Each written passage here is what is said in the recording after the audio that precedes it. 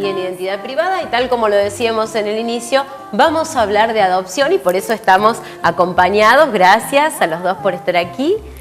Horacio Rementería, que es psicólogo, es docente y también es papá.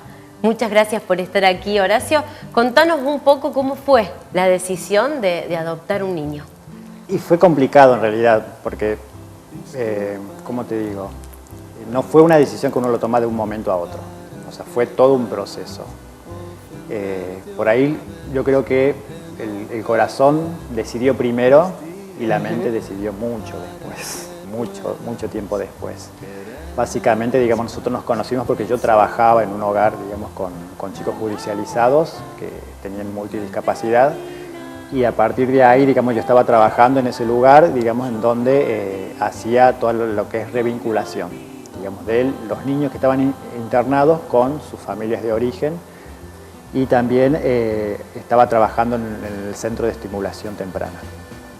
Y él llega con 4 años, él venía de otro hogar, digamos.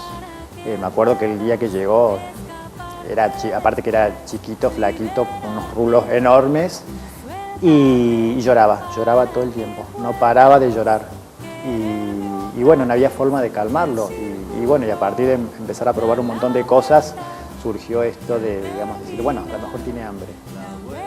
Voy, le preparo una taza enorme de mate cocido, le doy, primero no quiso, hasta que después como que se animó a probar y a partir de ahí empezó a comer y se cayó. Yo dije en otras oportunidades, me parece que la elección la tomó él, más que yo. ¿Él te eligió? Sí, él me eligió. Porque fue él el que empezó a prestarme atención, a estar detrás mío. Cuando yo iba al hogar, digamos, él empezó a seguirme, a pedirme cosas, a demandarme y bueno, y fue creciendo una relación entre los dos que al principio yo no me daba cuenta.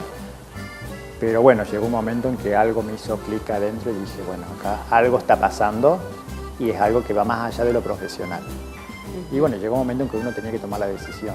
Claro, porque vos estabas totalmente acostumbrado y naturalizado a estar con niños así, pero con Ismael tuviste una cosa particular. Sí, fue algo como muy especial, porque en ese hogar había muchos chicos en las condiciones parecidas a las de Ismael, algunos mucho más severos, otros con un poco menos, pero no sé, fue como algo mágico, me parece.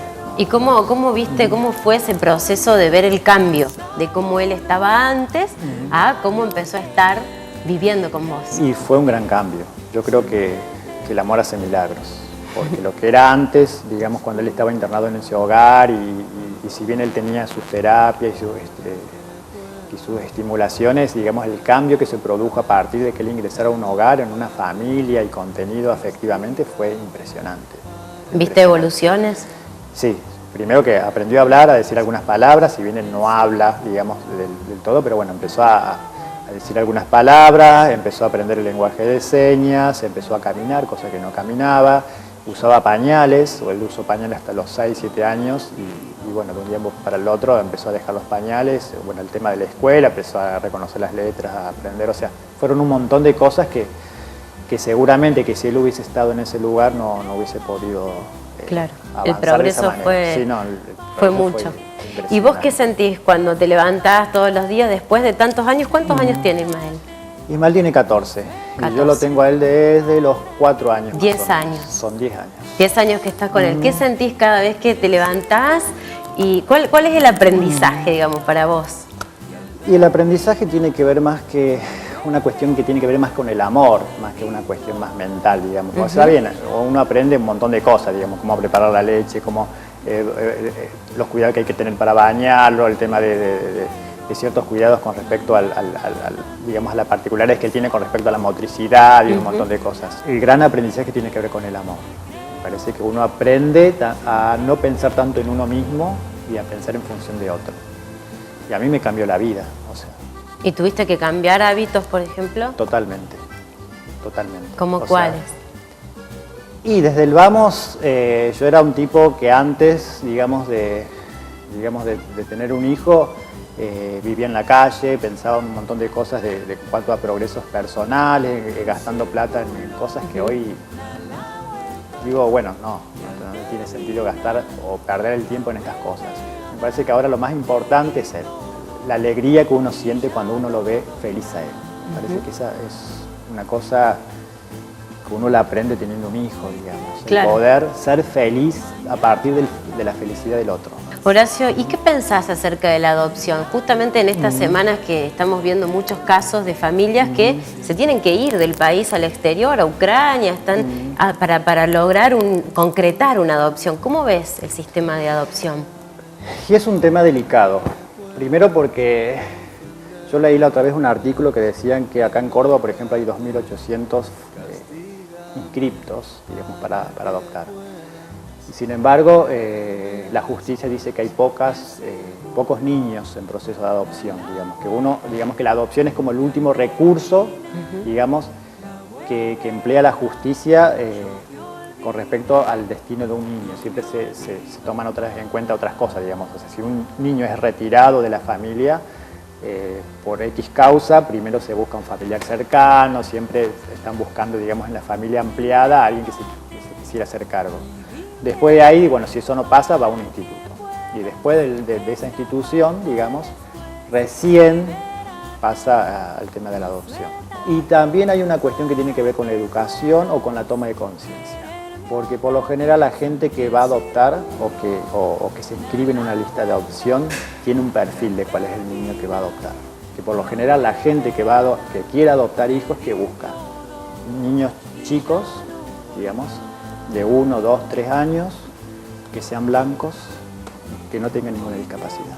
Lamentablemente, digamos, si el niño es morochito, tiene una discapacidad y pasa de los 4 años, por lo general termina en instituciones y es muy difícil que alguien los pueda adoptar. Y más si tienen hermanitos.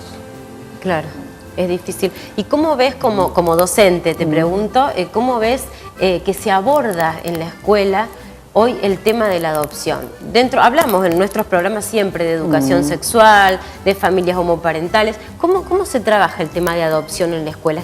¿Están conscientes los jóvenes de estos temas?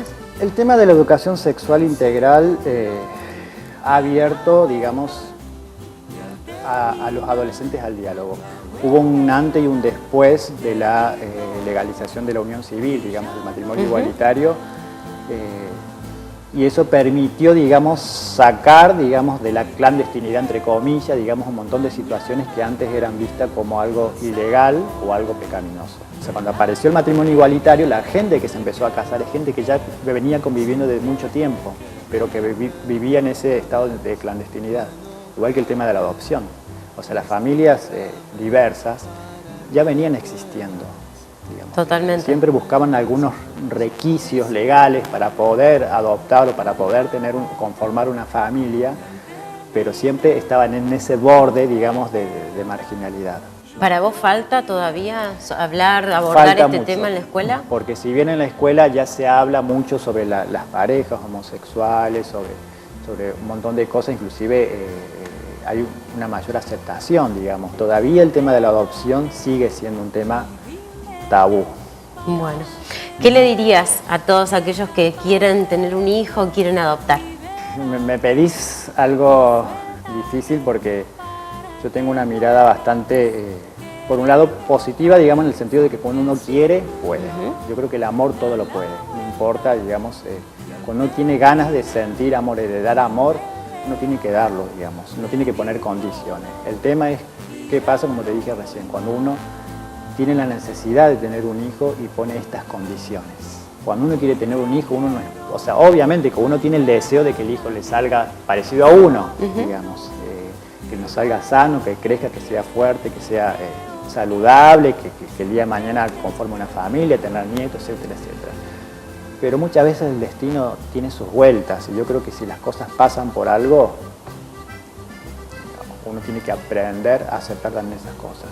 O sea, yo el día que tomé la decisión de adoptarlo a él, no me puse a pensar en el futuro o en mi futuro, digamos. Sí me puse a pensar en el futuro de él.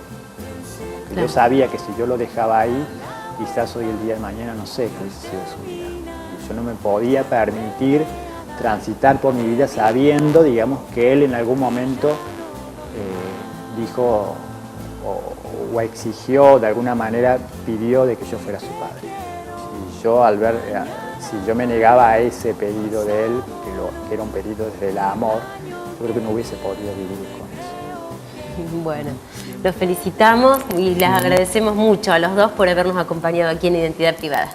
Bueno, muchas gracias a vos por invitarnos. Vamos a una pausa, ya continuamos.